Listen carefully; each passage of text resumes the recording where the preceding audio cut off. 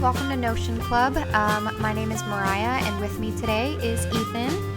How's it going, everybody? I am so excited that the day has finally arrived. Episode 1 of Notion Club, and the raid on Area 51 that we have been anticipating so long.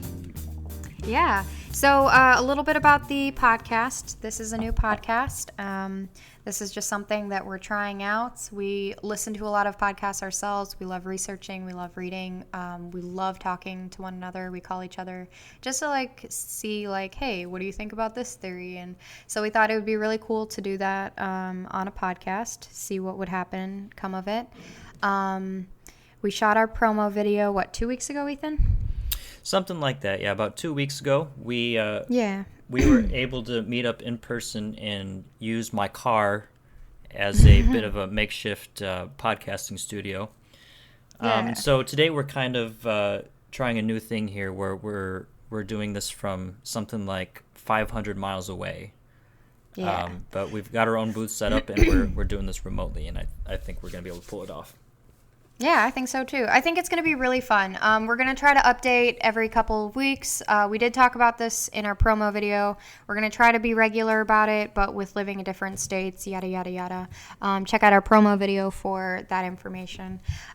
We have some social media set up, Facebook, Instagram, and if you guys have any questions regarding any of the topics that we talk about, or if you just want to shoot the shit with us, or, anything, you can actually find us or email us at notionclubpodcast@gmail.com.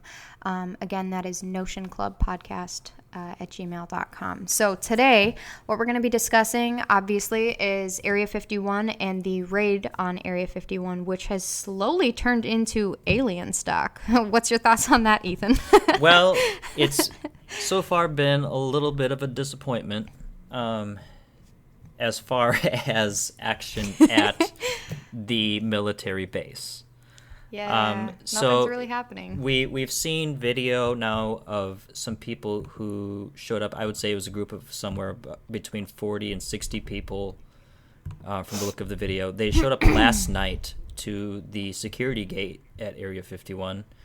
And there were something like 4 or 5 security guards just kind of standing around and just talking with everybody, joking, laughing. People were shooting videos, taking pictures, saying ridiculous things. And then, not much action today. We've heard about 2 people who encountered security. Mariah read the story, so I'll let her tell the story about what she heard about these 2 people. Oh, yeah. Okay, so the girl that I read about, I'd have to find the news article. I think it was on ABC. They put out an article on how 2 people have taken into custody. One was arrested and one was detained.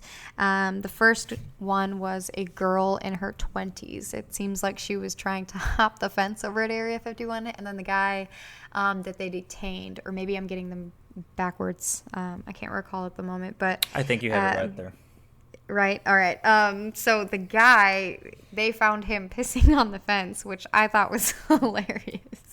So my quick take on both of those 2 individuals is we have one true hero, the girl who went over or tried to. To me, in my mind, she is a martyr. She is the year 2019 martyr. For all of us. And then this fellow who was pissing on the fence has a great story for his grandchildren. Honestly, the dude is my favorite. The girl, she's hopping the fence for likes, or so she can go down in internet history. The real hero, I think, of this story is the guy pissing on the fence. He was just like, yeah, dude, whatever. I'm just going to throw my stream over here. He's certainly got the best story. That's for certain. Right? Unlike Mr. Matty Roberts, who we'll be talking about later, I have some real opinions about this guy, but... Yeah, so we'll be talking about the creator of this meme and this internet sensation. We'll be talking about Area 51 and what we know about it, talking about the emergency response and military action taken, yeah, I mean, we're just going to try to cover this from all angles and just talk about it. Yeah. So, but first, I would love to show you some memes, Ethan. All right. All right. So basically, listeners, what we're going to do is so you guys can get involved in the memes. I love memes personally. Ethan can enjoy them. I appreciate a certain type of meme and a certain number of memes. I can only follow one meme account on my Instagram feed. That's about all I can handle. I have like 300 meme accounts. Like, I don't even really follow friends. I just follow meme accounts. We have one meme appreciator and one meme enthusiast. I think that's the best way to describe our current situation. Yeah, so what I would love to do is just share some memes today of Area 51. It's been such a huge internet sensation, and I've been just dying over them. So what we're going to do is on our Instagram stories, I'm going to post the memes that we're talking about today so you guys can see them, comment, like, share, anything you want to do. And then we're also, I'm going to have Ethan rate them because he is such a stick in the mud with all of my memes. I want to see how high of a rating I can get. Well, okay. All right, let's what were we talking about? Memes. Stars? I'm sorry, what now? What were you going to give them, stars? I feel like we should do I feel like we should do like Maddie Robert like hats or like or like alien heads or like how many cheeks would this meme get? Like I feel like we should do a 1 to 5 scale, but like doing something with the theme of today. All right, we could give on a scale of 1 to 5, I don't know, alien emojis. There we go, yay! All right, alien emojis. All right, so if you want to go ahead and watch that first one, I love this. It says, the title of it is My Alien Not Understanding Why I'm Crying After It Eats My Dog. Now, this is after like a show on, I don't even remember what network, but it's basically showing little people like, you know, in everyday life. And there's a lot of tea that's always spilt and drama, but I just love this one. This one is really funny. And it's the guy's like crying on the counter. It's all due to the lady who's awkwardly sitting by. Her facial expression is exactly perfect, like right. So the guy's like crying on the counter, like, you know, over his dog that was being eaten, and the lady's like, it's looking both ways. Her like... look is 50% complete ununderstanding. But then the other half has just a tinge of guilt. Like, clearly, I did something wrong. But they don't know what. And I think that's why it's so funny. I love this meme. This is good. I'm gonna give this one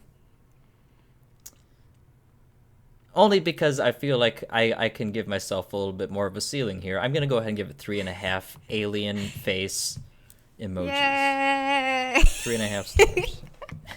Yay!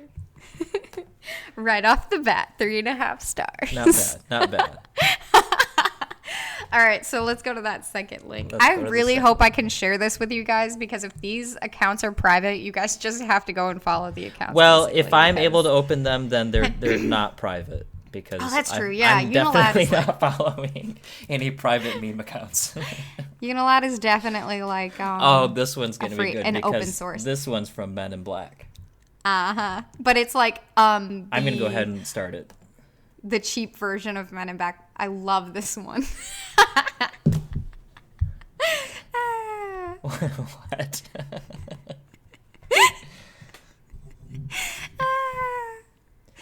So in this video, guys, they're recreating Men in Black, but with like everyday utensils. So like the first scene is the alien that like they discover in the ship, and it's a mushroom with a Sharpie face on it, like looking up, and I just love it. It's like a generic version of Men in Black, and they're just using so like stuff that you can find around the house in place of high-tech equipment. There's like foil in aliens, one scene. Like they use a shrimp head instead of an alien. They use Okay. Oh, this is amazing. So if our listeners know the scene from the original Men in Black when the corpse is opened up, it reveals a little alien who's dying, who's running the robot human. These people use this I don't even know what kind of mushroom it is, but one of those that you find at the grocery store, and it's just laying inside this tin foil, and it's got a smiley face drawn on it. This is hilarious. Shout out to these guys. Is it Unilad, the account here, that made this video, or are they just sharing it? They just shared it, so I think, yeah, it looks like, I don't know, they have like a watermark of like studio. Oh, I see that, studio or something like that. Studio _188_. Whoever these people are, shout out. This is pretty good. This is clever. This one, okay, this one deserves a solid. I'm gonna give this one 4 stars. All right, 4. All right. I know you're wanting that 5, but I'm waiting for the one that just completely. I'm coming for it. When you hear me fall off my chair, then you'll know you've scored your 5. Okay, all right. Yeah, it's my secret top meme stash. I don't think that a comment like that should go unnoticed. Like, did our listeners just hear that? Mariah here has a secret top meme stash. I don't know anybody who has a secret top meme stash. That's the language that like crazy stamp collectors use.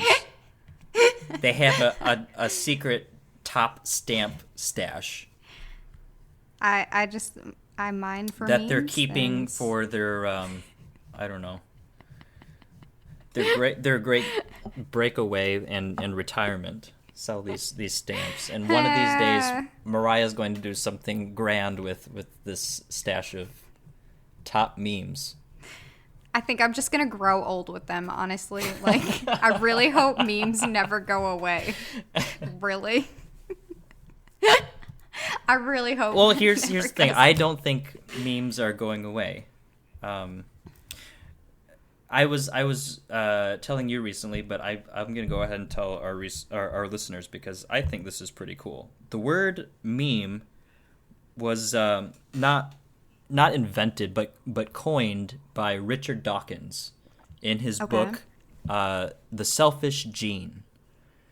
And basically what a meme is, according to Dawkins, is a truth that is felt throughout humanity, but is spread by imitating it. Let me look up the actual definition of it because it's pretty cool in my opinion.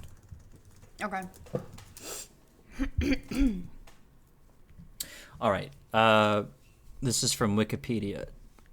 Dawkins likens the process by which memes survive and change through the evolution of culture to the natural selection of genes and biological evolution. Dawkins defined the meme as a unit of cultural transmission or a unit of imitation and replication, but later definitions would vary. So in a nutshell, it's something that's like pointing at a truth or an archetype or a feeling, I guess, which is kind of what these modern day internet memes do. Like they kind of show you something that's relatable. Mm-hmm. Right? Or am I like completely missing the point of memes? No, I mean, dude, hashtag relatable. Hello. Entirely possible that I don't understand what memes actually are, but I've always thought that there's something that are funny because they're relatable. So Ethan is the alien that I got from Area 51. I actually went there a couple months ago, and now we're best friends. No, just kidding. I'm having to teach him memes now. I'm just kidding. Learning what these humans are up to. Wasn't the scientist guy in War Games? Did you ever watch the War Games movie? I never did watch that. No, I didn't. Oh my gosh, it was like with Matthew Broderick, I think. I forget his name. I think the like main scientific-y guy who created this like supercomputer was named Dawkins. I think that was really funny. Sorry, a random piece of information that doesn't need to be talked about. Did you see Chick-fil-A? I don't know if it's like an official one, but someone created a meme from Chick-fil-A saying that we will be open the Sunday following the Area 51 raid in honor of the fallen. Did you see that? Isn't that like huge for Chick-fil-A though? Like, yeah, I mean, if it was a real post. That's a real post. Exactly, because they'd be open up on Sundays. I don't think there's any circumstances where Chick-fil-A would say open up on Sunday. That's oh, dude, there was this meme I think a week ago that I saw.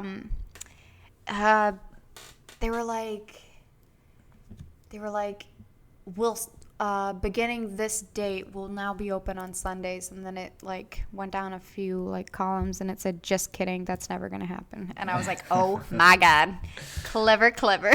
I really hope it's real. I really want restaurants to have real Twitter feeds that are like saying all this like shit to people. Like, I think it'd be great. Oh man, like Wendy's, dude. Yes, I was just gonna say. I think it was Wendy's and Taco Bell. They were just going at it. Yes, Wendy's. Honestly, like I really only like Frosties from Wendy's, but like, dude, I rarely honestly. eat there. I honestly started going more just because of the shit they say on their Twitter. Like, I love it. I don't have a Twitter account, but I'll see their memes. It's fun. Fast food chain when it comes to shit talking. But I mean, I will say though. So the last time I'll never forget this. The last time I ate at Wendy's, I think, was something like 5 years ago. Whoa. And I won't forget it because I ordered the spicy chicken sandwich. I mean, classic for Wendy's, right? And it was so good, but 2 hours later, the worst case of food poisoning I have ever endured.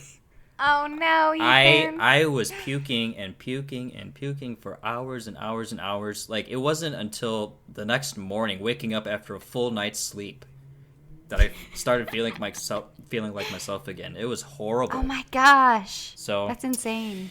I don't know, Wendy's in Rockford, you gotta step up your cleanliness game. Maybe it's just Rockford, dude. They're gonna find you. That's entirely possible. That is entirely possible. God. So, yeah, anyway, no. That is the only time in my life I have gotten food poisoning from a fast food restaurant. Really? I've gotten like food poisoning like 5 times from Sonic. Sonic? Like, really? Yeah. I don't go to Sonic anymore. I don't think I've ever been to Sonic. Yeah, like they're drive-in, right? You like drive in and order from your car, and they skate it out to you. Yeah, and it looks cool as shit. But like, my family and I, like the first one that opened by my hometown, the first one that we were all so excited. We're like, yay, something to eat besides McDonald's. We went there, got food poisoning. We're like, maybe it was just a one-time thing. So we went back, food poisoning again. A couple months later, maybe it was a fluke again. I have to question. We kept going back. Like, why after the second time did you go back? Like, one time, okay, I can forgive that. 2, no. 3, like we just wanted to keep trying. 4, dude. You're insane. We were like, after the 5th time, you're just desperate. I don't know what else to say. And you know what the funniest thing too is? We just moved, and the closest place to me to eat is Sonic, and every single time, like my husband, he's like, "Let's go to Sonic." I'm like, "Let's not," because I don't want to die of food poisoning again. Like, dang. That's not the way I want to go. I've wanted to try Sonic for a while. There's one here in Milwaukee, and they play commercials up here all the time for their slushies. Yes, and they got some funny commercials. Yeah. No, the cake batter, like I don't milkshake like cake batter that they stuff. have. No, dude, it sounds amazing. Oh my god, cake batter's always been just too much for me. That's Nobody needs that much sugar. Dude, I would eat a whole bowl raw with bad eggs. So good. You also chew, was it like Milky Ways with sour gummy worms? How dare you? It is mini Snickers with Sour Patch Children's, and it is a sandwich. It is one Sour Patch Kid with a mini Snickers in between, and then another Sour Patch Kid, and they always have to be different colors as well. See, nobody needs that much sugar at one time. That's it's not so even, good. Like, there's no need to even have taste buds. It's just sweet. No, there's such a subtle flavor combination. Oh, it's harmony in your mouth. Guys, if you want to try something new, try my creation. Don't listen to Ethan. Yeah, I can make better recommendations. I'm dreaming of it now. Thanks. I've got one right now for you here. Like, if you've never done this, you're missing out. So take a a classic dill pickle, and scoop out some peanut butter with it, and then just chow down. I've tried that before. It's not that great. Oh, really? That's my favorite. You know what? Let's get back to the aliens. Yeah, let's get back to the aliens. I would like to take a moment to shit on Maddie Roberts, because this explain who Maddie Roberts is. He's a sellout. That's first and foremost. So make note of that. Okay. So the history of this whole raid on Area 51 begins with one Maddie Roberts, who, from what I understand from my reading and seeing him interviewed, he was attending a local community college, and one day, I guess, was bored, and after hearing Joe Rogan interview Bob Lazar on the Joe Rogan Experience, he took that idea and merged it with the other semi-huge Facebook meme, Steal Minnesota's 10,000 Lakes. Just the idea of that absurdity as a Facebook event merged with this whole total fascination with our culture in the alien phenomena. He merged those two ideas and came up with this Storm Area 51, they can't stop all of us. And, I'm not going to fault the guy for just wanting to make something funny be a Facebook sensation or whatever, internet sensation. But as soon as this thing takes off, he gets a visit from the FBI, where I can only imagine he was threatened. And again, I can't blame the guy for being scared by being threatened by the FBI. But he has since turned this thing into a complete money grab, is how it looks to me. Where it's now a music festival. He's telling people not to raid Area 51, which, I mean, it's probably not bad advice. But at the same time, I feel like it's kind of a missed opportunity for the people to put a real and sincere pressure on the powers that be to give us just a little bit of transparency or information about what they happen to know about extraterrestrial life, if there is any. Because in my mind, there are two great questions that face humanity. Number one is, what happens when we die? And number two is, are we alone in the universe? Yeah. Instead, it's become this just it's just a funny thing where only nerds are going to show up to some music festival. Yeah. The whole thing is just classic sellout. It's just a sellout situation. I guess I could argue on his behalf as well and say, like, he started this whole thing, so he has every right to do whatever he wants with it. If he wants to use this opportunity to, I mean, he's probably made himself enough money where he's set for life, for all we know. Who knows? And power to him. But at the same time, it is kind of, maybe I'm just disappointed with the whole way the day has played out. I was really hoping for something exciting to happen, but yeah, no, same. It seems like if he wanted to have the sincerity and actually had the interest in finding more or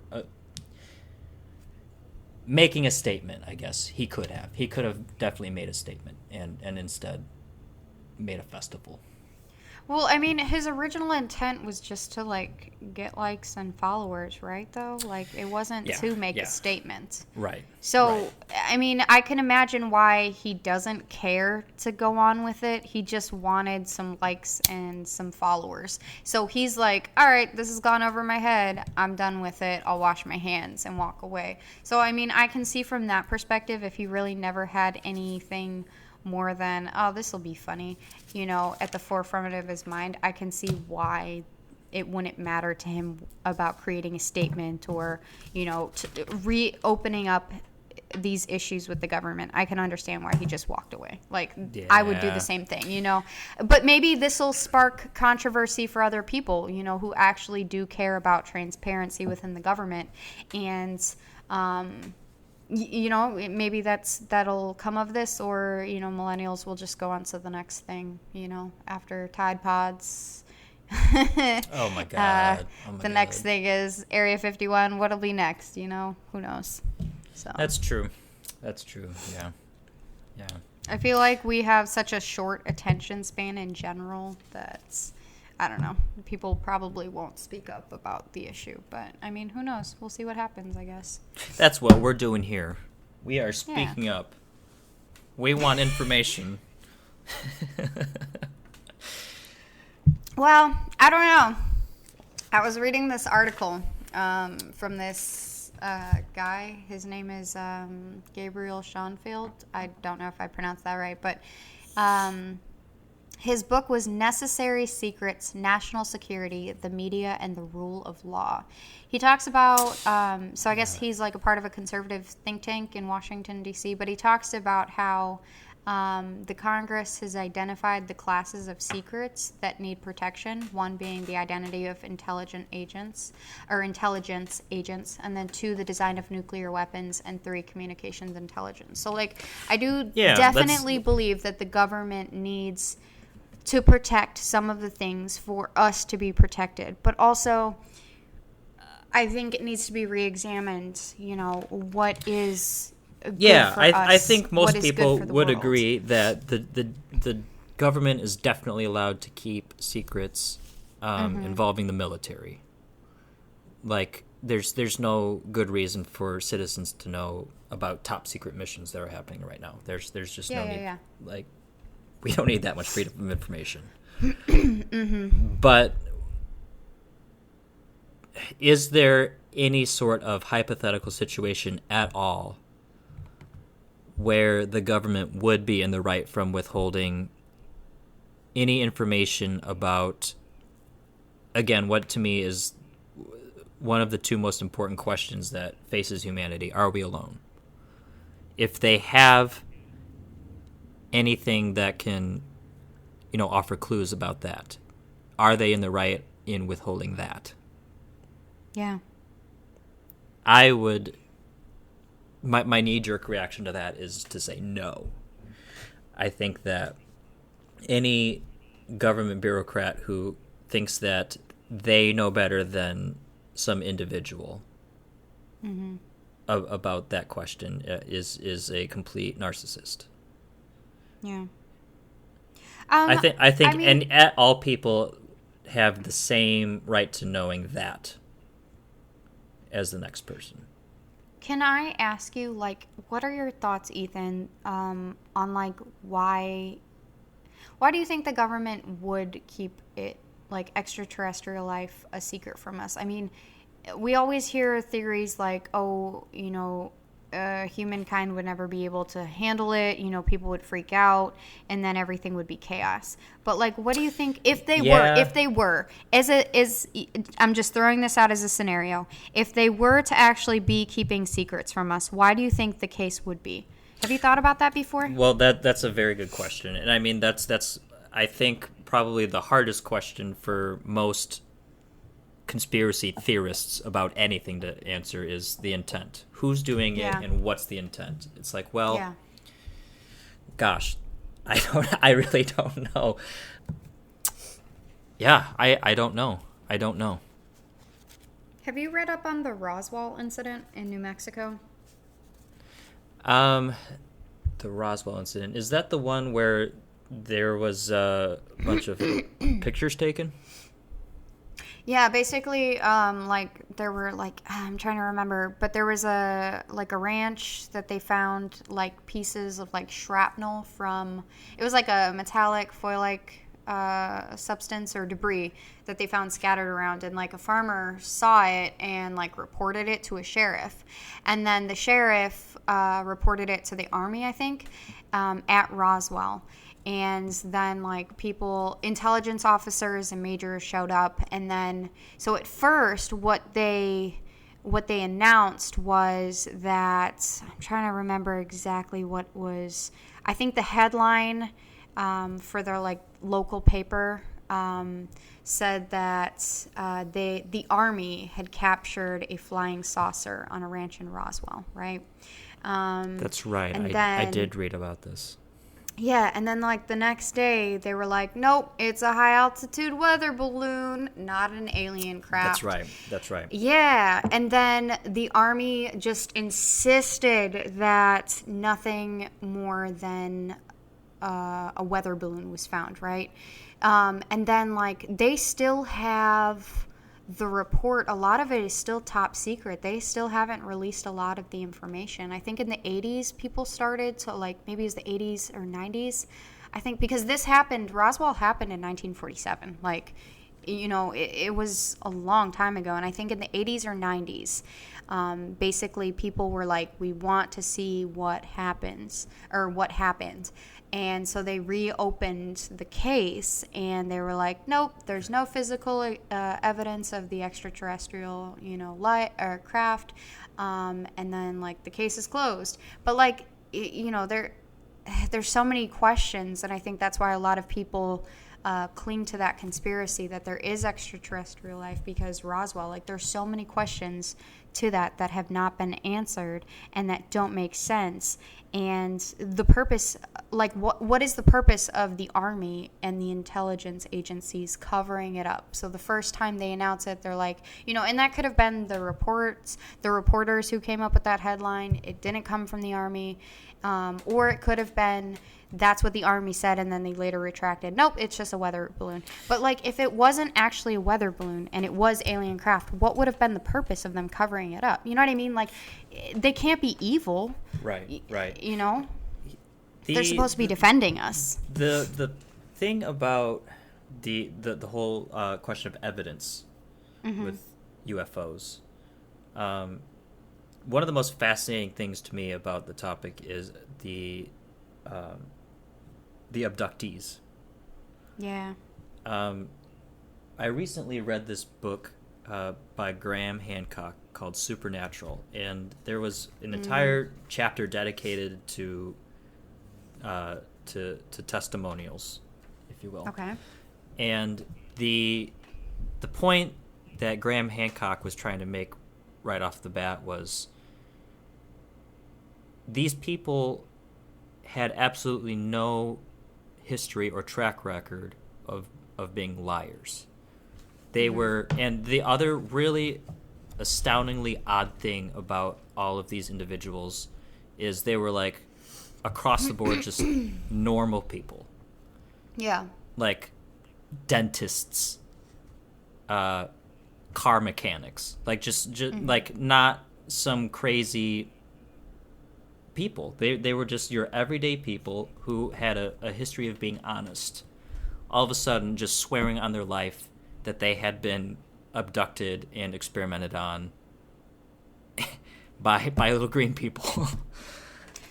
And so you put that together with these things like the Roswell incidents, and you go, okay, something's going on here, but for some reason, I guess to even pile on even more, it seems like every time there's an incident, the government comes in and says, we've got it from here, right? Like at Yep. Roswell. And then across the board, every time they just keep putting their hands up saying, nope, nothing weird going on here. Nothing weird. Yeah. Can I like sidetrack and go down like the super conspiratorial hole?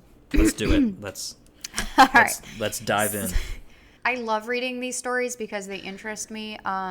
There's an element to it that scares me a little bit, so I think that's why I'm drawn to stories like that. Like, because I haven't personally experienced it. I mean, I have really bad nightmares. I'm gonna say that, but like, they're graphic. But I've never met like alien dudes or anything like that, and I've never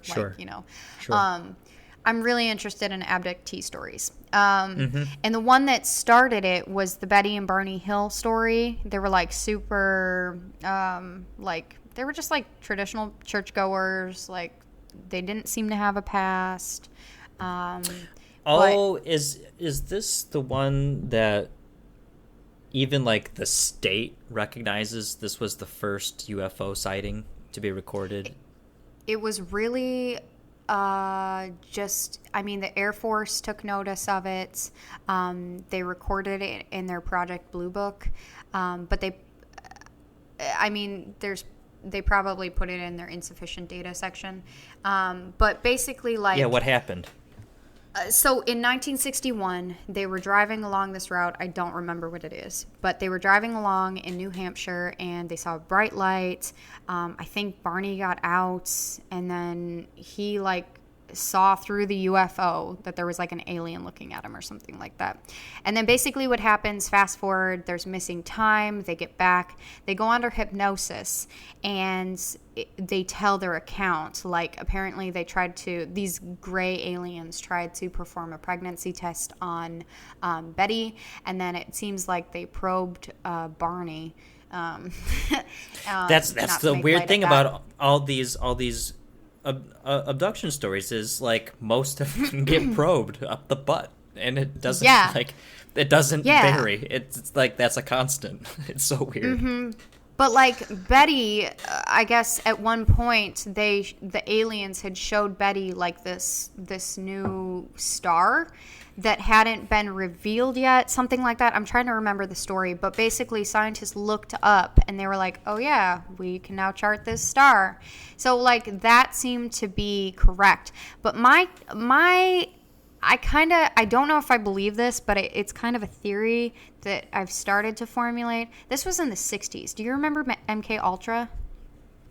Sounds very familiar. Have you read up on MK Ultra? Sounds familiar. Okay, so basically the CIA was trying mind control. You know, like Stranger Things, how like they based that off of MK Ultra? Yes. Okay, so in 1953, this was set up as a mind control alteration project, and they named it MK Ultra. The government was like, or the CIA was secretly working on like human subjects, either by them volunteering or unknowingly, but they were doing crazy things to them. They were like shocking them 30 to 40 times, the rates. They were feeding them like acetaminophen, and like they were giving them like LSD, and then they were trying to repattern the brain. And I'm wondering, like, so with alien abduction, right? I was reading in this book. It's called The Mammoth Book of Cover-Ups by John E. Lewis. He kind of just goes over like 100 of the most, I guess I could just read it for you. The 100 most disturbing conspiracies of all time. So it goes over like JFK, 9/11, Da Vinci Code, Area 51. Basically, it's just like a quick read on like each conspiracy theory out there. But in it, it said that some 2,740 Americans are being taken aboard spaceships and examined, probed, and raped. Why is abduction on this scale not a major news event? So there's claims that there's cover-ups, that kind of thing. And all of the abductees have the same kind of story. And I guess, let's see, there was a poll taken that 2% of the U.S.'s 300 million population had been abducted by aliens. And so, again, all of their stories line up. That's a lot of people to be taken, into these stories. What if it's the government experimenting on its own people and it's being covered up? You know what I mean? Like, what if it isn't actually aliens? They're putting on little green suits as or disguises. they're feeding them false memories. So people are like, oh, I saw an alien, and everyone's disregarding them. Because if they woke up and saw, a scientist in a lab coat probing them or, with stuff, and they were to tell about it, maybe people would perk up their ears and listen. Do you see where I'm going with this conspiracy? So abductions allegedly are being done by the government, not necessarily by intergalactic or interdimensional beings. Yeah, because, what would be the point of an alien doing the same experiment over and over on, so many Americans? And, all right, what I mean? Only Americans. Why are these government people taking a look inside of everybody's butt? Well, I'm not saying that. I'm just saying, basically... That's just their memory that they're planting? That's the memory that they're planting. Oh, my God. What if that's, the water bandit's signature? They flood the house, the government signature is... we made your butt sore. Yeah. But, seriously, dude, if you, honest to God... If you felt that you woke up and you were like, oh my gosh, I think I had missing time, I feel like aliens took me, and you went and told someone, say your brother, do you think he'd believe you, right off the bat? Probably not. Exactly. But what if you were to go and tell him, yo, I think the CIA kidnapped me last night, and they were, doing these crazy experiments on me? That seems a little bit, to me, it seems more believable than aliens abducting a human for the same experiment over and over and over again. And here's all these Americans that claim to have the same story. Yeah. I don't know. I mean, wouldn't you think and that it started the around the same would time, have within 10 years. Enough access to, incarcerated death row criminals for experiments like that, not just innocent, unsuspecting bystanders? I mean... I'd believe it. I want to hope that they would only use volunteers, but I mean, the timelines, it's within a 10-year span of them beginning MK Ultra, and then these, the Hill story comes out. I feel like I'm not trying to discredit them. It doesn't seem like a lot of the abductee stories that I have read, it seems like the people were being super honest and they were just broken up about what had happened. A lot of them seem to want to go back to the aliens. Yeah. But it's just, it could be a possible another theory. I don't know if it's already a conspiracy out there, but with the timelines running so closely together, with the CIA running, scenarios like MK Ultra, if you read into that, there's some pretty horrible things that happened with that. I was really disappointed to read that the CIA even thought to do that. I feel like that was evil almost to perform on even the people that volunteered, to feed them the amount of LSD and electro shocks and drugs that they were doing to see, oh, hey, can we make this super trooper or this mind control person? I think that was truly evil. I am all for experimenting on people with drugs who are willing, obviously, but there's definitely a line. What you're talking about here is inhumane. Yeah, it is inhumane. It's like a scientist practicing on rats. I would say the same thing. I don't like that.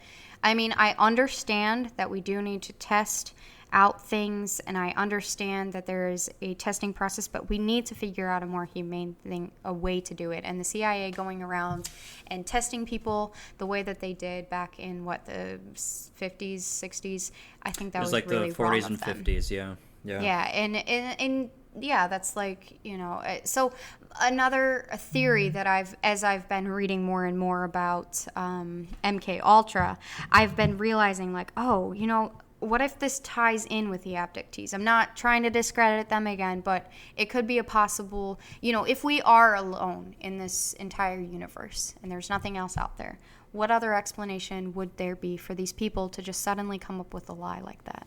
Right. What could it be? Yep. And my conclusion to that, if they weren't lying and we are the only people out there,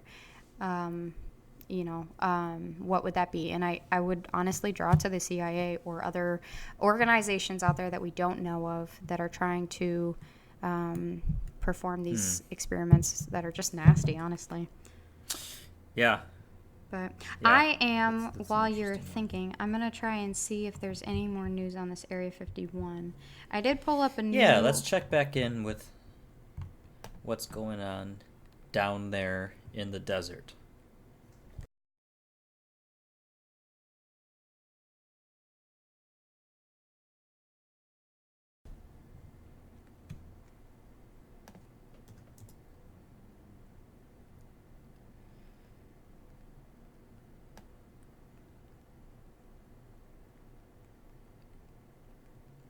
Okay, so there is a website called heavy.com that I'm finding. It looks like it posted 2 hours ago. The title is Area 51 Raid Live Stream, live videos and photos. So it just shows people standing up by the gates, waving signs and smiling and walking around with inflatable aliens. All right, so there's this website called heavy.com. Their title is Area 51 Raid Live Stream, or the title of this article anyways. It was posted at 3:32. It just shows that people have showed up. They have some photos of people walking around by the gates with a guard and inflatable aliens. Just shows that people are showing up in tinfoil hats and spacesuits and On. I guess they're jokingly saying that they're going to storm the gates, but nothing has actually happened besides those 2 people we heard about this morning. Okay, here's something. This is a article from the Los Angeles Times that was written an hour ago. Oh, nice. Okay. Let me see what they have to say. The headline is, "Revelers reach gates of Area 51, then peacefully rejoin party." This is by the Associated Press. Hundreds of curious Earthlings from around the world traveled to Area 51 military base in the Nevada desert after seeing an internet hoax dubbed Storm Area 51. Yada, yada, yada. On Friday, about 100 made it all the way to the gates of the remote site that has long been the focus of the UFO conspiracy theories.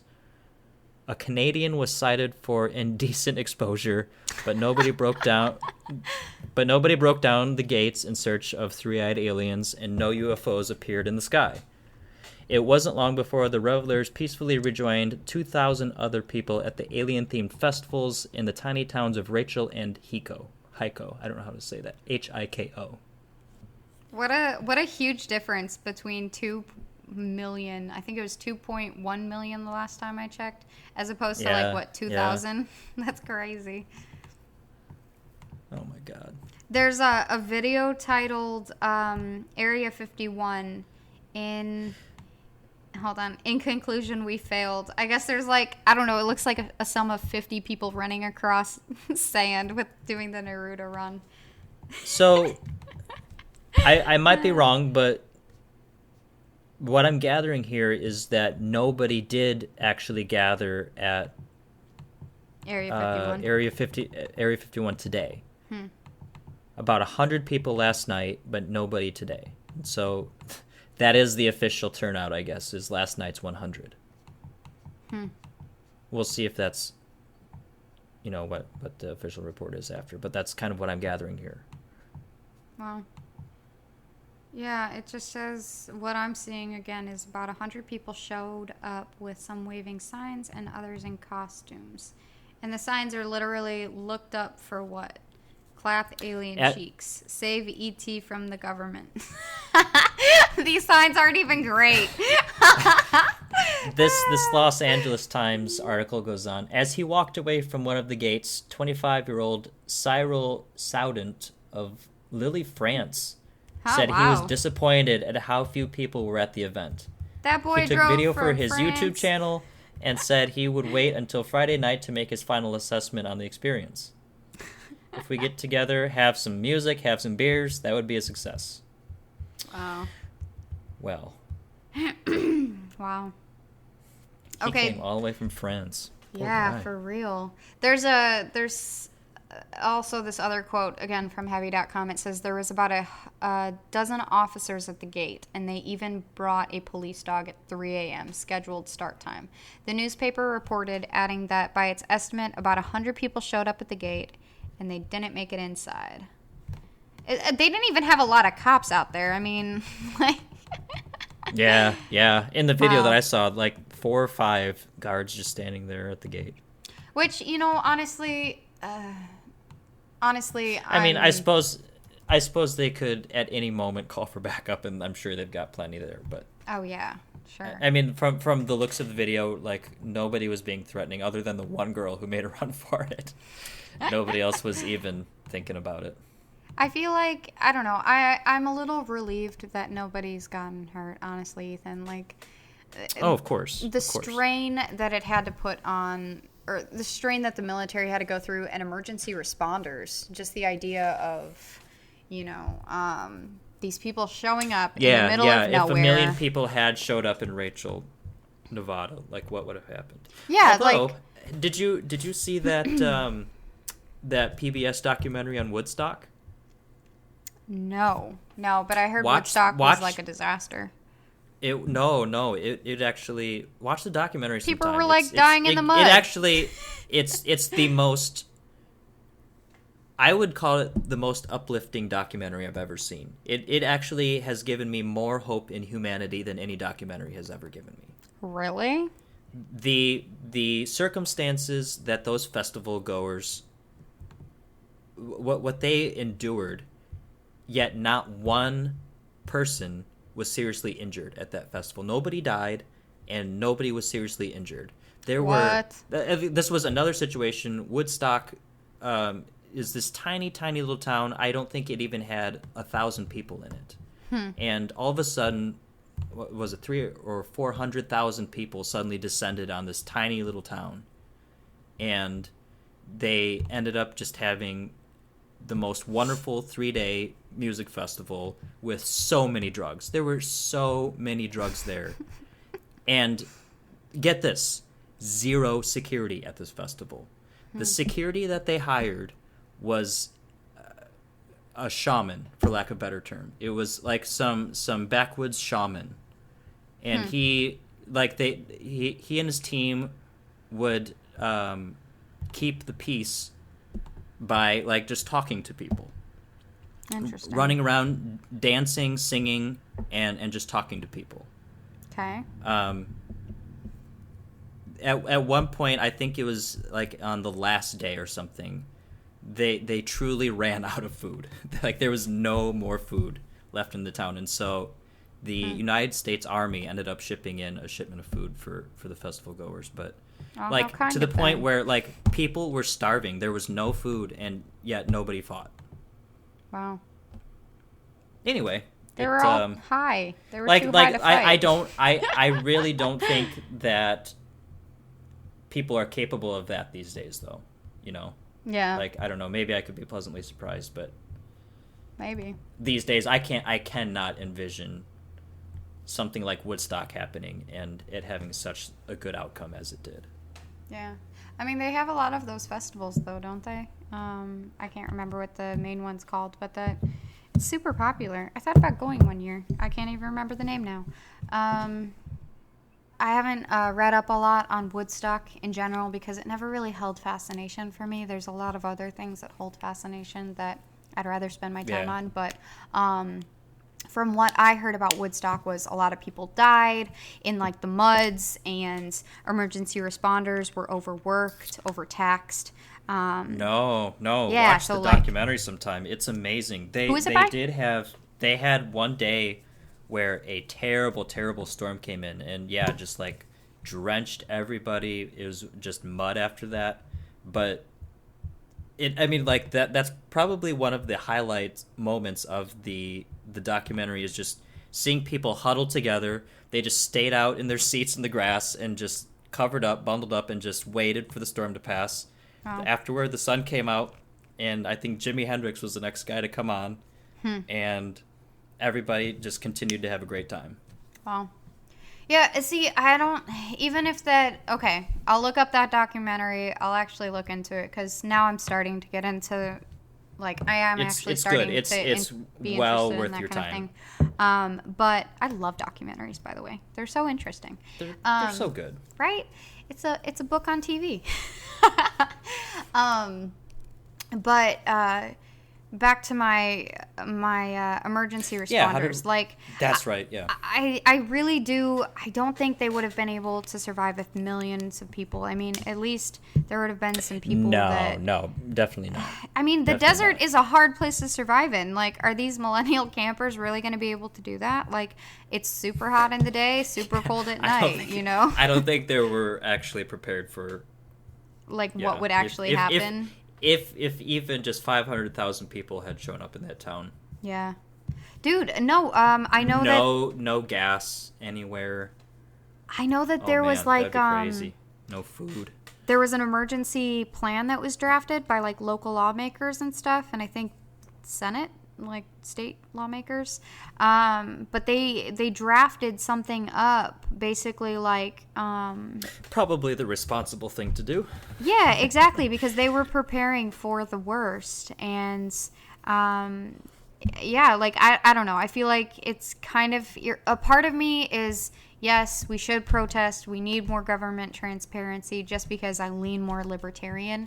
But a part of me also, knowing a little bit about emergency responders and that background, and also the military background as well, knowing that side of things, I do think it was highly irresponsible for people to go out into the desert, risking not only their lives, but like other people's lives. Because, you know, if this would have been a bigger event, you know, first of all, if they tried to storm the military base and say someone got shot, who would have been upset? It would have been the people storming them. The military, I'm sure the person who, you know, took the shot would have probably been upset that they had hurt someone that way. But it's also in their right to do so, it says on the sign outside.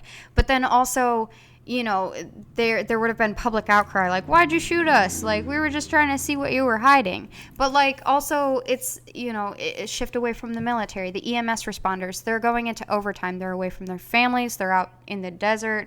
You know, they're taking care of people that possibly are having heat strokes, and they're not taking care of themselves. They're on drugs, and they're just, like, or alcohol. Like, you know, there's things that these people weren't even thinking about by going out and doing it. And a part of me is like, yes, and a part of me is like, I'm so glad nothing happened because these poor EMS responders, you know, like, or even just emergency responders in general, you know, it's just, and plus, like, now also, if these people are being put into overtime, like, where is that money coming from? It's coming from the people from Nevada, you know, all these people are coming from around the world to this event, and I don't know, a part of me is just like, wow, that was super irresponsible, and again, another part's like, yeah, like, I would have gone. You know? Can you imagine what would have happened if... No, honestly. Say like 100,000 people really did show up and really did count 3, 2, 1, run. Yeah. And 100,000 people just descended on... like, what would have happened? Mm-hmm. I don't know, like... It's crazy to think about. Like, okay, at that point, tear gas isn't doing it. You gotta... if you really intend on defending that base, you will open fire. Okay. Yeah, like, I don't... And then say they don't. Like, do they have strong enough locks on their doors that 100,000 people can't batter them down? I mean, honestly, like, I think if eventually they get too annoyed with the tear gas and they have to disperse. Like, how in the world does that situation play out? I think after a while they would have, like, stormed the gate. Military members probably would have been like, all right, we're going to tear gas you. And then people would have just been like, I don't want to be tear gassed in the desert and wander around for 40 years. Like, I'm just going to go home. Like, honestly, like, they probably wouldn't have gotten anywhere. They wouldn't have seen anything cool. Like, you know what I think would have happened? What? I think, see, I tend to, like, think in, like, movies. Mm-hmm. I think there would have been a rogue Area 51 employee who would have, at the last moment, if 100,000 people descended on the doors, he would have opened them.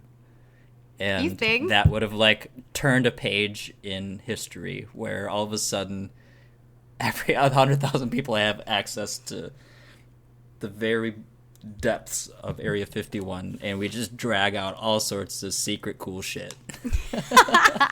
Like we've got sustainable energy technology that's just being hidden because oil. We've got alien aircraft that's 100% operatable. Mm-hmm. We've got alien corpses. Yeah, I think that's how it would have played out. Yeah, I don't know. Like, I don't know, dude. I feel like I think it's a general. I don't think that's how it would have played out, but for some reason, and I really don't know why, but for some reason, that's what I wish would have happened. I think there's a general knowledge that the military has advanced weapons and advanced technology, but that's because they're still they've got to working have on sustainable energy, right? They've got to have that. No. I think if we're going to go into conspiracies, I don't think they want us to be conserving the planet. Yeah, like there's an actual intent that we can point to there, right? Like the government doesn't want sustainable energy because they've got oil to protect. Well, I think basically, did you know or that, at least maybe not the government, but the the powers that be, whoever that might be. Yeah, see, oil. One thought is they probably don't have an answer. They just know that we have to find something soon because we are gonna, lose out pretty soon on the planet. And then another part is like maybe they, this is how population stays at the status quo. And all the governments of the world know, like, all right, we can't have this many people on the planet, so the weakest ones die. And, like, or they really don't care. Like, maybe they're just like, all right, well, we know the secrets to unlocking this, but, there's other things like keeping our jobs that are more important. I don't know. I feel like that's a whole nother podcast as well. Did you know that there's, like, a huge protest right now for, like, global warming going on? Something new that's going on? There's like a march. Let me look it up so I'm not speaking out of my ass. There's a whole like thing happening. Global warming strike. Let me look it up. There's like something that it's a global climate change strike today. Millions hit the street in New York City and across the world. I feel like that's got to give us hope, right? I mean, like actually millions of people took saving our planet seriously enough that they showed up to an event, right? I mean, yeah. I think that was another meme that actually struck home with me. I don't think there was a picture with it. It was just a statement. It was like 2.5 billion people immediately sign up for a raid on a military base. Meanwhile, nobody's willing to just pick up garbage on the beach. Yeah, it was like nobody's willing to clean the oceans. That one hit really hard for me because I personally like want to make a change just in my own like a lifestyle. Like I try to use less plastic. I try to use more sustainable.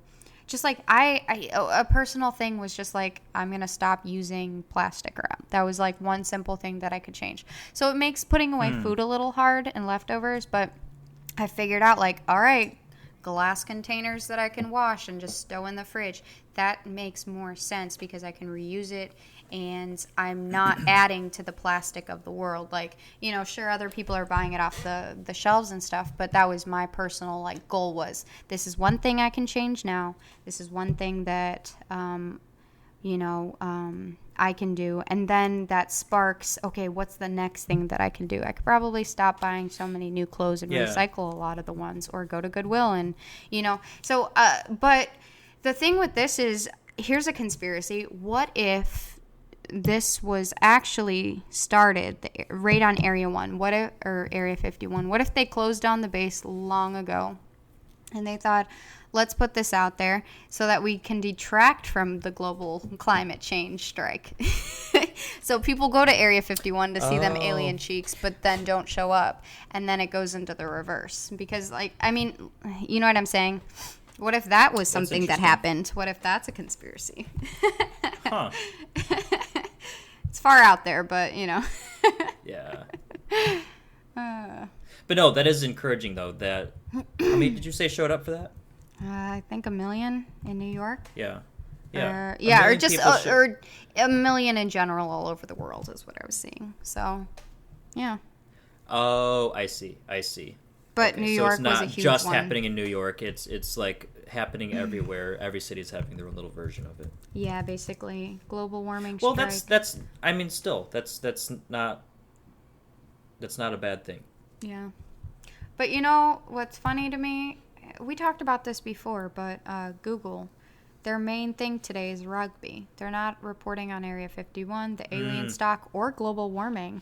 They're doing a day back in history on rugby. What? If you open up Google.com's homepage and where they have their little Google art, today it is not anything to do with aliens, and it's nothing to do with climate change protests. Yeah. It is for Rugby World Cup 2019. It's not even like look back at rugby's history. It's not even like the day it was invented. I'm trying to be objective about this. Like, in the United States, we probably don't understand how big rugby is to the rest of the world. I mean, like, most other countries take rugby pretty seriously, right? Yeah, I mean, I lived in England as much for as a soccer, time. But it football, was like whatever you want. Football. Football definitely seemed to be, at least the area that I lived in England, football was definitely the most prevalent sport. But rugby, if say I went up, I think it was Scotland that I went to. Sure. I'm trying to think. Yeah, I think it was Scotland. I mean, no, the it was point Dublin. is, like, Dublin. Different sure. country. Yeah. Ireland was huge on rugby, you know, and it is a big thing in England, but other countries do appreciate it more than Americans. But still, like, point is, it's not something. It's no slouch sport. It's not curling, which I guess maybe the curlers are going to hate us now. But please don't. Anyway, for whatever reason, that's what Google decided to go with. Yeah, and it's I don't know, just in our opinion, a poor choice. Yeah, because, like, there's so many, I don't know. I think there's a lot more issues to be discussing and to bring about awareness, and especially Google being one of the leaders in internet searches and, I don't know. Right. It's just like a company, like, they have so much influence. They could be really using it for the better. But I guess on the flip side of that coin, they're not using it against us, I guess, you know? Well, I mean, that's kind of the question. I mean, they've been sued so many times being accused of that very thing. I mean, when you think about it, Google is the number one source of information for people today. Yeah. And so that means they control what we know, right? Mm-hmm. I mean, technically speaking. And so, yeah, maybe they have everything available, but it's the question of what are they deciding to show us first? Yeah. Is it rugby or is it storming Area 51? Yeah. I guess at the end of the day, I'm surprised that they haven't done anything, but it does make me appreciate that they aren't trying to change my mind on climate change or impress me on aliens. You know what I mean? Yeah, and I mean, you could say that Google as a corporation is doing the responsible thing by not trying to stir up the pot on something that could potentially hurt people. Yeah. But it is still nonetheless an interesting choice. Dude, a side note, when you said to our listeners, I forgot that we were recording. Oh. Well, That's I was how you just know like we're having a talking good time into the here. computer, talking into my phone, talking to you, and then I was like, oh crap, like maybe I shouldn't be, maybe I should be paying attention to what I'm saying again. I hope you were at least speaking into the mic. Yes, I was. I think, good. hopefully. Don't kill me later when you go through this. Ah, goodness. All right. Let's get back to the topic at hand. We had talked a little bit earlier about evidence, and in my opinion, one of the strongest pieces of evidence of that is Bob Lazar, who, Mariah, you might actually know even more than I do about, because I only heard of the guy when the Netflix documentary came out about him. It's called Bob Lazar, Area 51, and Flying Saucers. So anyway, I watched that film and was just blown away by what he had to say. He just strikes me as a guy who is not lying. Mm-hmm. And has some pretty incredible things to say. Mariah, why don't you tell us what, in your opinion, are the big things that he experienced, allegedly, at Area 51? So I've been following Bob Lazar's story for about 2 years now. It really intrigued me, and when I first heard of him, I was like, wow, like, I really believe, like, this guy is legit. One of my favorite podcast series is Mysterious Universe. These two Australian guys, they actually interviewed him, and he seemed so real, and just like that he wasn't hiding anything, he wasn't lying, he just wanted to tell a story. He didn't care about the fame, he doesn't want the money, you know, nothing. Like, he just wanted to feel safe, and the way that he felt he could be safe was being a whistleblower. Like, he felt like if he could just get his story out. So I guess basically what happened was, I'm sure a lot of people have heard Bob Lazar. I'm not going to go into full depth on his story, but if you're really interested, go and look him up. Mysterious Universe does an interview with him. Joe Rogan does an interview with him. The Netflix series or show is up on the movie, the documentary is up on Netflix. There's a lot of information out there on this guy. But basically what he did was he was working for, his claim was that he was working on some secret technology that was extraterrestrial, and some things were going bad, and he felt like he was being followed and tapped, and basically the only thing he could think of to do was to become a whistleblower. He thought, if I'm out in the open, if I get my story out there, they'll stop harassing me. So honestly, like, I was just like, whoa, this guy is super legit. It makes sense why he would do it. He doesn't care about the fame. He just wants to be safe. I mean, I think a lot of us would probably act in the same self-interest, right, Ethan? Like, I mean, yeah. What's so striking about Lazar, though, is aside from his claims about the stuff that he was working on, he was making claims about, like, Area 51 or the place that he was working at itself. Mm-hmm. Yeah. Talking about technology that the rest of the world hadn't seen, but that was there. Yeah. And a number of those things have come to be true. Mm-hmm. I don't remember all of the specifics on it, but I remember one in particular was like a hand bone reader as identification reading. Mm-hmm. Some machine that you put your hand on, and rather than it reading your fingerprints, it read your skeleton or your the bones in your hand. Mm-hmm.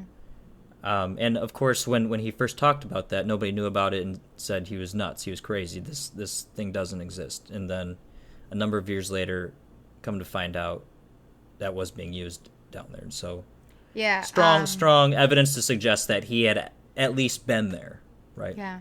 Well, so okay, basically he was employed by the government. He was employed to secretly work on a reverse engineer alien spacecraft. That's what his claim was. He predicted element 15. Actually, correct me if I'm wrong. It wasn't.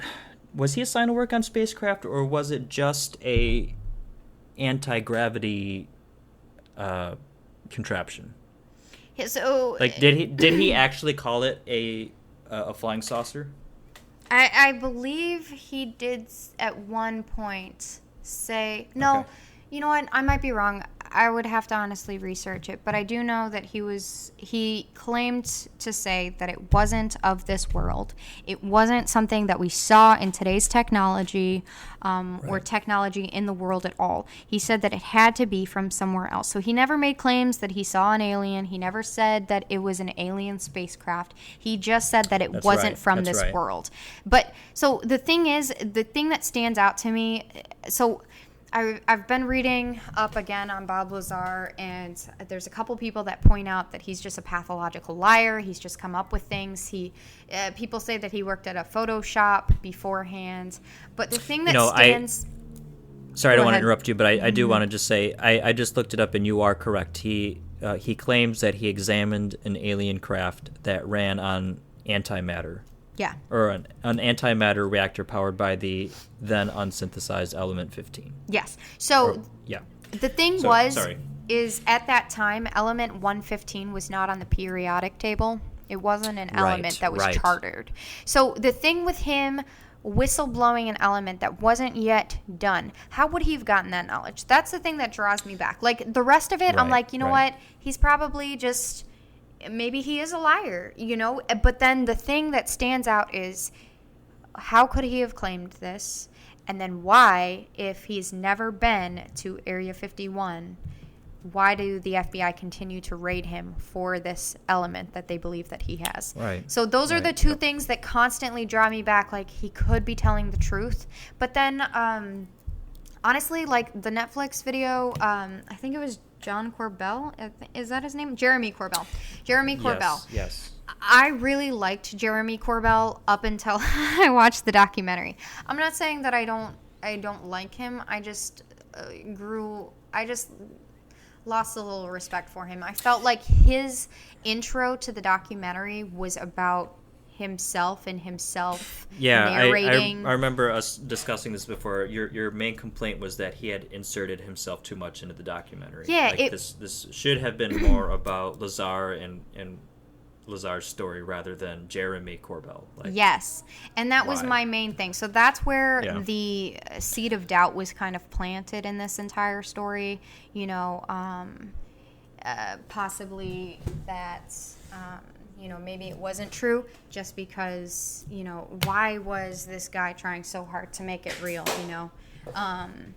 and I don't know, just a part of me says he's telling the truth just because how would he have known about these things? And then also, why does the FBI continue to raid him if this thing wasn't something that was literally out in science labs, being experimented on? I can honestly believe that the government would have erased his previous educational history. That they erased his master's degree in physics from MIT. I could definitely see that happening. I could definitely see them saying, "He never worked here. We're not going to claim his." What's striking to me is that none of the claims that he has made has been proven to be false. However, a number of the claims that he has made has proven to be true. Yes. And so it's kind of saying a lot that nobody has caught him in any sort of lie in any of this. Mm-hmm. And not only that, some of the things that he has claimed has come to be true. That at the time that he was first making those claims, which have never changed, by the way, it's been the same consistent story for 30 years or whatever it's been. Yeah. All of those claims, or some of those claims, have come to be proven to be true. It's interesting. Yeah. I don't know. It seems like with the possibility of him just working at a Photoshop in the past, maybe that isn't much... you don't really see anything about his background. We can't find anything really about his background. He doesn't seem to be a liar. but do we really always see liars? You know, do we always see through them? That's true. That's true. And I cannot remember. I'm trying to remember. Maybe it was the propulsion system. I think the scientist was like, this isn't how it works. This isn't how it would ever work. Let me see if I can find this article. Well, I remember him kind of describing how the anti-gravity machine, if you will, that propelled the UFO. I remember the illustration he used for how it worked was, imagine placing a bowling ball on a mattress and then pushing your fist, say, 2 feet from the bowling ball on one direction. Like the gravity is pulling the bowling ball down towards your fist now. That's basically what this thing does. Was it just it created a tumbling gravity thing that's what propelled the craft. Yeah, see, I feel like. But this other scientist you're saying was saying that that's not how this could work. Yeah, I'm trying to pull it up. I want to make sure that I'm saying this correctly without. Of course, we don't spread any misinformation on this podcast. Yeah, I don't want to be that way. So, just give knowingly me anyway. 1 second. Yeah. And if you guys ever have any, thoughts on anything, like, yeah, if we need our record set straight, drop us a line. We can take it. Yeah. Did you guys know that the bumper music is actually from our very own Ethan? He Oh, thanks for mentioning that. Yeah, he creates. So while I'm looking through this, I wanna, promote you a little. while you're doing a search, I'll make a shameless plug of my music. Yay. You can find me on all streaming services. That's Young Goodman Brown. The bumper music is a song that is called Heavenly Blue, and Mariah here actually helped me with some of the lyrics that are on the album. But it sounded psychedelic enough for us to use as bumper music, so we kind of chopped it up and voila. Yeah, it's a good. The entire album is really good. You really do need to sit down and listen to it fully, and you need to pick apart the lyrics because there's so much packed into each individual song. Like literally, I think I listened to it the first day that it came out. Maybe I think I listened to it. No, I think it was a couple days after it came out because I wanted to fully listen to it. I listened to it several times while I was on my way to Houston. And oh, for real? Yeah, several times? Yeah, because I kept finding something new every single time I listened to it. So I really do. Oh, wow. I appreciate it. So we're going to. Thank you very much. That's very nice of you. So guys, check out his stuff. He's a really intentional, I think, musician in today's world. That's really, I think that's fleeting. That's one of the best compliments I've ever gotten. An intentional musician. Jeez. Well, it's the truth. I think I found it. All right, what do you got for us? Okay, actually, I had the wrong entire. Bob Lazar debunked. If I can't find it in the next moment, I don't want to keep you guys. You know what? Here's just a interesting search that we could make here and talk about. I'm just gonna Google Bob Lazar debunked.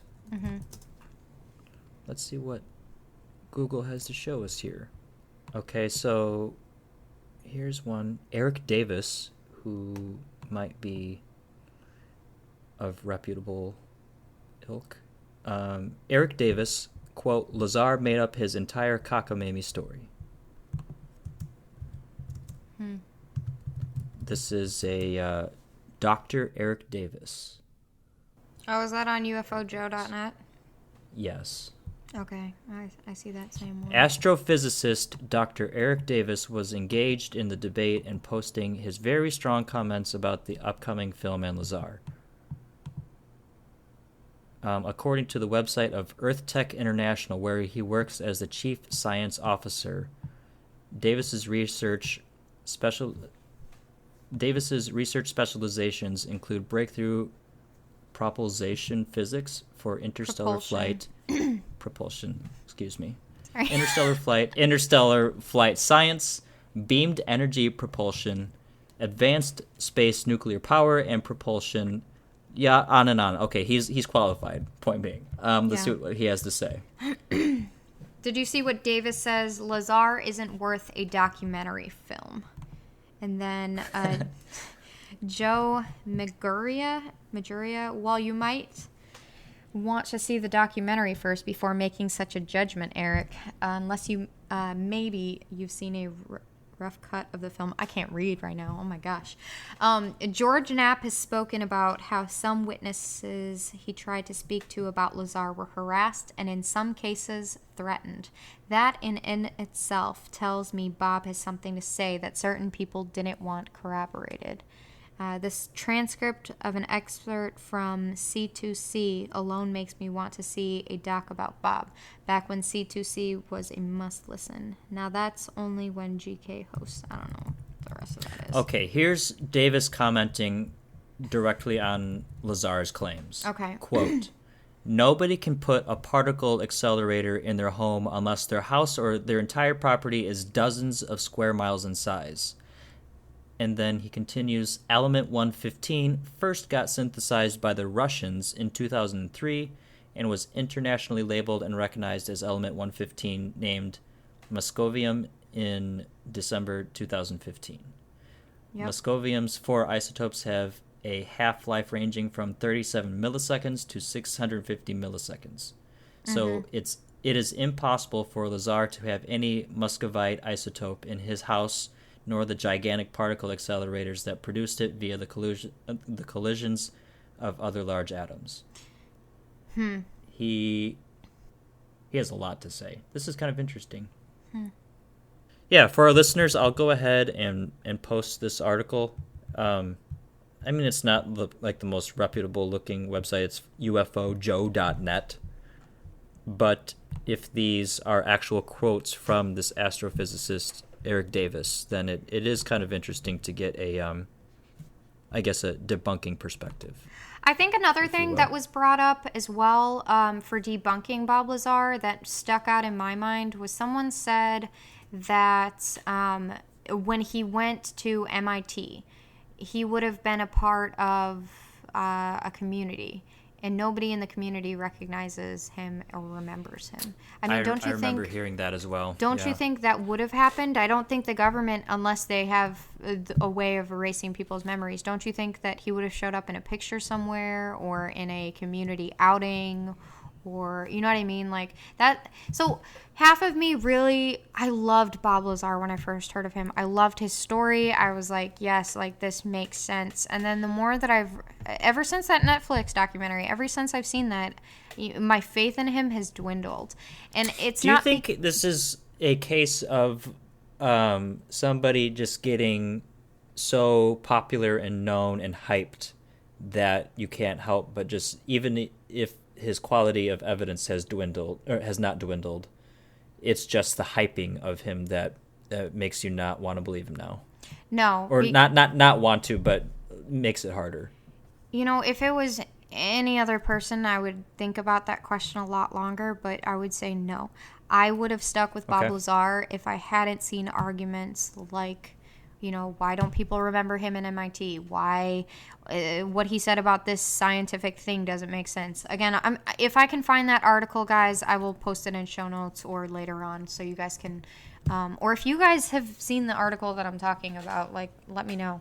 But I just, the more that I've heard his story, I feel like even the abductees, like those people, I think have a better story at this point than Bob Lazar, and I'm really sad to say that because I really enjoyed his story and I really believed in him. And then that documentary just kind of started. I think it was just so focused on Jeremy Corbell's input and his creation of the documentary. I really like Jeremy Corbell too. I still like the guy. But has he made any other films? I believe he has, but I don't recall what they are. I haven't watched them, but I have heard him comment. Let me look it up real fast. Jeremy Corbell. Yeah, I'm looking it up too here. I really like the guy. He's like so. Called Patient 17. What's this about? he's an interesting character. Like, he's an outgoing guy. Like, I honestly like that. Like, people that are outgoing and, like, you know, are super personal and, like, you know, in your space kind of people. I love people like that. But after the Area 51, I think it could have been better, and it made me sad. So I don't know. I don't know if it's just because I've read articles. I mean, I heard so much about the documentary before it even came out that I think I just hyped it up in my mind. So by the time I saw it, I was like, okay, whatever. Moving on with my life. And then after that, obviously, you know, my phone targets stuff that I'm interested in. So it was constantly posting articles, and a lot of things that were coming up were Bob Lazar debunked. And when I was starting to read through those articles, it just kind of made me like, you know, maybe he isn't telling the truth. Maybe he is a pathological liar. But then there are things like Element 115 and the FBI continually raiding him. Those things to me stand out and make me go, you know, I can't say that I have an opinion either way, you know? That's how I feel about it, I guess. Interesting. Wow. So what are your thoughts on Bob Lazar? I mean, I know you said that at the beginning you were leaning more I for consider him, right? I consider him one of the strongest pieces of evidence that the government is hiding something. Like, and the other thing I appreciated about Lazar is he's never hyped up the idea of aliens. Yeah, no, and that's another thing really I really made a like point to talk about is just what he was specifically working on. Yeah, it's the UFOologists that have come along his story and have been like, this is, you know, the Bible. This is truth. We must, you know, use his story to jump off of our stories, you know, as a jump off piece. But it's that, and I appreciate the fact that his story has not changed a single detail in all these years. It's remained the same, and like I was saying earlier, nothing has been proven to be false that he's said.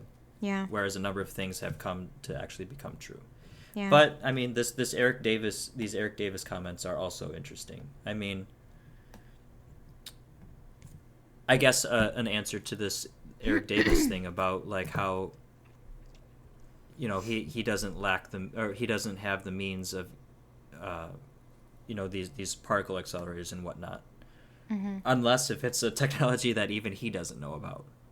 Yeah, I mean, that's another thing. Like, maybe Bob Lazar is telling the truth, and he does know a little bit more because he was working for... He has seen things that literally only very, very few people ever have. Yes, and he talks about in the film and in, I think, all of the interviews that I've seen, he was only ever shown a small piece, a small portion. In the briefings, in the security briefings that he was going through, he was only ever shown so much of one subject. He was never allowed to look left or right, you know, forwards, backwards. He was just literally to look in his palms, basically. And he's never strayed from that story. He's never tried to make any claims like, oh yeah, I saw an alien corpse as I was walking by. Like, nothing like that. It's just, nope, this is what I was assigned.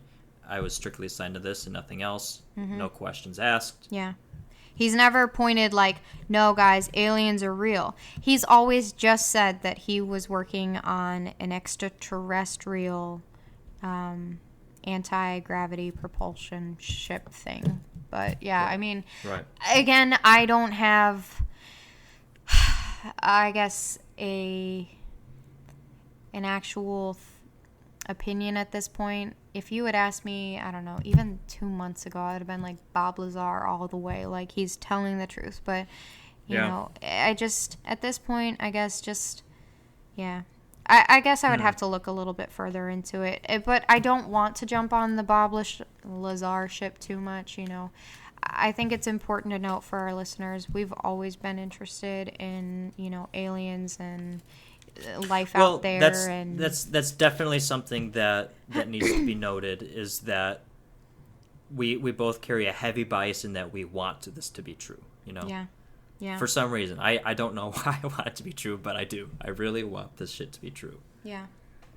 Well, I think just for me, I cannot believe that we would be the only things in existence. And I come from a Christian background and, learning in the Bible growing up my entire life. I've been told, there's things other than us. There's angels, demons, and other creatures that God had created. And, for me to not believe in extraterrestrial life, I can't say that I don't because of my upbringing. And, our upbringing's definitely, and I know a lot of Christians out there, or even the church in general, do not believe in extraterrestrial life. They think that humankind is the only kind that's out there, that God created only us, and we're the only people that are important. But I can't think of that as... It's a bit narcissistic, isn't it? It's very narcissistic. Even C.S. Lewis, one of the most, what would you call him, a theologian? He's one of the best writers. That's a fair title. He's just such a huge brain, He even wrote, I think I told you about the space trilogy that he wrote, right? Out of the Silent I read the Planet. first book. It was very interesting. Yeah, I remember reading an article about Tolkien and C.S. Lewis where Tolkien had decided that Tolkien would write one on time travel, or a book series on time travel, and C.S. Lewis would write something on extraterrestrial or intergalactic travel. And the thing that stuck out to me, I want to pull this up because I thought it was such a huge thing. Question for you. Did Lewis go into that series just with the intent of just writing something science fiction, or did he have his own strong belief in extraterrestrial life, and so he was just trying to get a little bit more hype out there? I think that he truly believed that we weren't alone in the universe. There's a quote by him that he says, "How can we, without absurd arrogance, believe ourselves to have been uniquely favored? If humans did find alien..." So it stops there at that point. He basically believed... That's profound, though. That is such... Right? Let me repeat that so I can actually end it at the right point. How can we, without absurd arrogance, believe ourselves to have been uniquely favored? I don't know. I can't get away from that. A great mind like his, I can't get away from the idea that maybe, if he thought that, then why don't we? Even just in practical terms, we can pretty much agree that, space and the universe and the universes are infinite, right? Mm-hmm. Isn't it just a matter of statistics? There's got to be something more out there. Yeah. If we really do live in an infinite space, it's infinite. We don't even really know what that means. It's just that it goes on and on and on. And I don't know. I guess I think of it as almost like just a statistical thing. There has to be. Even if there's not a literal, on the plane of existence that we can see, it could be interdimensional, it could be, across the universe. Right. I think that there is definitely something out there. But C.S. Lewis wrote 3 science fiction novels. Out of the Silent Planet was the first one.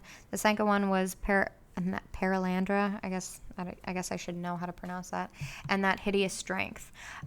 So let me get to another quote from him, because there was a time in his lesser known book called The World's Last Night and Other Essays, where he said, how can we without... Okay, so that's that same quote. If humans did find alien animal life, he believed discovering alien plant life would be theologically insignificant. Lewis said they would need to determine if these alien beings were rational, have spiritual sense, and are fallen like humans are. It goes on to say, if all three were present in these extraterrestrial life forms, and if we discovered that no form of redemption had reached them, then the human task might be to evangelize them. Lewis suggested that it might be that redemption, starting with us, is to work from us and through us to the extraterrestrial beings. He continues, those who are or can become his sons are our real brothers, even if they have shells or tusks. It is spiritual, not biological kinship that counts. He concludes sorry, go ahead.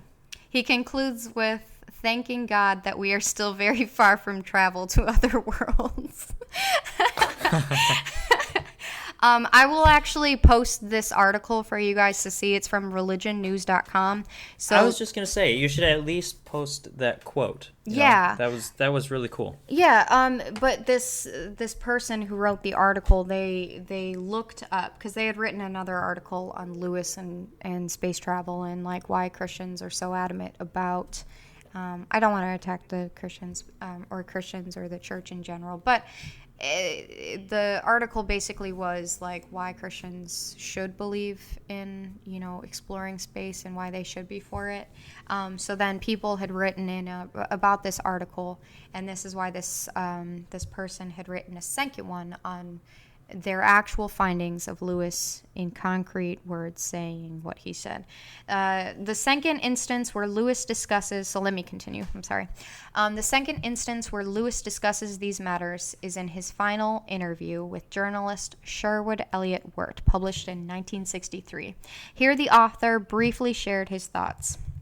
Wirt, do you think there will be widespread travel in space? Lewis, I look forward with horror to contact with the other inhabited planets, if there are such. We would only transport to them all of our sin and our acquisitiveness, I can't pronounce the word, and establish a new colonialism. I can't bear to think of it.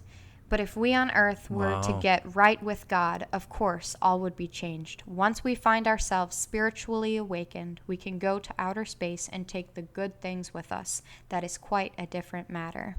And then it goes on to say, it's strange to hear Lewis talk of such things when one is used to reading his more practical and classical theological reflections. But Lewis's openness is significant. It goes on and on and on.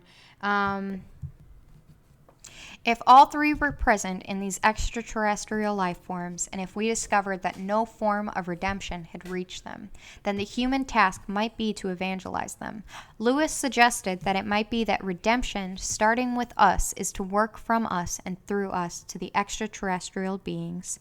He continues, those who are or can become his sons are our real brothers, even if they have shells or tusks. It is spiritual, not biological kinship that counts. Lewis concluded by thanking God that we are still very far from travel to other worlds. The second instance where Lewis discusses these matters is in his final interview with journalist Sherwood Elliott Wirt, published in 1963. Here the author briefly shared his thoughts. Wirt, do you think there will be widespread travel in space? Lewis, I look forward with horror to contact with the other inhabited planets, if there are such. We would only transport to them all of our sin and our acquisitiveness and establish a new colonialism. I can't bear to think of it, but if we on Earth were to get right with God, of course all would be changed. Once we find ourselves spiritually awakened, we can go to outer space and take the good things with us. That is quite a different matter. So it does go on. I just want to mention who the author is. Yeah. It's Jonathan Merritt, and we'll tag this article. I don't know. I think it's an interesting thing that someone like Lewis. I love Lewis and Tolkien. Mm-hmm. They're two of my favorite authors. I think it's interesting that both of them decided to write on such matters. I think it's important to note and maybe something to look into, Now, to say that his thoughts are true, Yeah, I'm gonna go ahead and just throw a little devil's advocate argument at you here. Mm-hmm. And I don't actually mean this, but I'm just gonna take the opposite stance just for the sake of it, because I also love Tolkien and Lewis. But the fact does remain that these two authors were the best in their time at writing fantasy novels. Mm-hmm. The argument could be made that maybe we shouldn't assign scientific reality to the opinions of writers of fantasy and science fiction. True. But so obviously, I mean, let's take away. Sorry, go ahead. Let's take away Tolkien from that picture then. C.S. Lewis, he did not just write fantasy. Oh, certainly he not. wrote theological, yes. debates, if you will. He wrote other pieces of Mere literature. Christianity will go down as one of the classic pieces of Christian literature for the rest of time. Yeah. They're highly... I mean, C.S. Lewis is highly educated. He's a very intelligent man. He poses questions that even though a lot of people, even today, will not even think about. Right. I mean, the church, the church won't even begin to consider a lot of the things that he thought and wrote about. And I think, so just to call him a fantasy writer and just to say, should we take any, of his words seriously, I would say yes, we should, because writers, they have the time to sit down and think and ponder things. They're not going to just throw anything, not like journalists today or writers today. They're not just, at his time, they weren't just going to throw anything out there for the shock factor. Lewis was a very serious author, I believe. Mm-hmm. And he wrote with his heart. And I don't think he was going to just throw anything out there just for the shock factor. I think he was going to, I think what he wrote, he struggled with and thought about a lot. So in just speaking of Lewis, I would say that we probably should at least take notice of what he wrote about. Agreed. Does that answer your question, or did I go off track? No. I think that's a valid comeback to somebody who might make those accusations. Yeah, I mean, again, everyone's gonna have their opinion about any author. Yep. Like everyone's got their favorites. Everyone's got their not favorites. Yeah, and I think also just in general, like thoughts and ideas and what we call proof for a lot of things, it's different from every person's perspective. For sure. So, just the nice thing, I love this idea of the Notion Club, just being able to sit and chat about, anything that comes to our minds, Ethan. Like, it's just, it's not that we're putting out, facts on what we think is true and, never changing. I think it's nice to be able to talk about things and then maybe someday build a community where people, without prejudice, talk just openly about these wrestling ideas. With ideas here. We're still just groping about in the dark like everybody else is, quite honestly. Mm-hmm. Who really knows anything? Exactly. I just think it's important to know, without prejudice. I like that we are able to talk about things, without too much prejudice anyway. Not citing Maddie, but I think it's important to note that, like, we're just talking about different things that we find interesting, topics that we find, could, hold answers in different directions. But yeah, I don't know. I think this has been a really good talk so far. I think this is actually what about a great place to wrap things up. We are approaching the 2-hour mark, and I think we've covered our bases on the things we want to talk about. This was really, really good. Thank you very much for doing this with me, and thank you for sitting down, taking the time to hammer out all the work that goes into making a podcast. Thank you, Ethan. I do want to say thank you to our listeners. I know this was a long podcast to get started in. I hope you guys enjoyed it. If you guys, again, have any comments. hope you listened to the whole thing. I hope you make it to this point. Yeah. Yeah, after our some of the things we talked about. But, yeah, again, if you guys have questions, comments, suggestions, or if you guys know the articles I was trying to come up with, you can email us at notionclubpodcast. We do want to keep this kind of a way. We want to build a community that is open and just wants to talk about different ideas. You know, we're not in it to debate. We're just here to, you know, talk about the things that are happening in today's world and, you know, maybe come up with some conclusion, you know, give each other a candle in the dark, you know, so we're not stumbling too bad. I couldn't have said it better myself. Next time we get together, I would say, hopefully we can get it out, within like a couple weeks? Yeah, I would like to see us do this on a regular basis, at least every couple of weeks. We've got some busy schedules, so it's always kind of a challenge to work around those to make this happen. But I think that we both have this high enough up on our priority lists that we can make this happen. Yeah, there's so many things I want to talk about. But our next podcast, we do actually have subject matter for it. We want to talk about the generation today, or millennials, that are joining the Catholic Church. So tune in for that conversation.